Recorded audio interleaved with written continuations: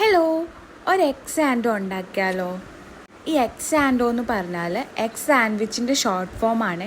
അതുപോലെ തന്നെ ജാപ്പനീസ് ആൾക്കാർ ഇതിൽ അവരുടെ ജാപ്പനീസ് മയോയും അതുപോലെ തന്നെ അവരുടെ സോഫ്റ്റ് മിൽക്ക് ബ്രെഡൊക്കെ ഉപയോഗിച്ച് ഉണ്ടാക്കുന്ന ഒരു ഐറ്റമാണ്.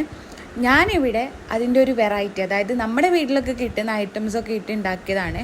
അപ്പോൾ എഗ് സാൻഡോ ഉണ്ടാക്കാനായിട്ട് ഞാൻ 4 മുട്ട ഹാർഡ് ബോയിൽ ചെയ്തിട്ട് അത് സ്മാഷ് ചെയ്ത് അതിലോട്ട് മയോണൈസും ഉപ്പും പിന്നെ പെപ്പർ പൗഡറും ഒക്കെ ഇട്ട്, പിന്നെ കുറച്ചുകൂടി കളർഫുൾ ആക്കാൻ നമുക്ക് കെച്ചപ്പും ചില്ലി ഫ്ലെക്സും ഒക്കെ ആഡ് ചെയ്യാം. കുറച്ചുകൂടി ക്രീമി ആക്കാനായിട്ട് നമുക്ക് മിൽക്ക് ആഡ് ചെയ്യാം കേട്ടോ. എന്നിട്ട് അത് നമ്മുടെ ബ്രെഡിൻ്റെ ക്രസ്റ്റൊക്കെ റിമൂവ് ചെയ്തിട്ട് അതിൽ നമ്മൾ ഫില്ല് ചെയ്തിട്ട് കഴിക്കാം.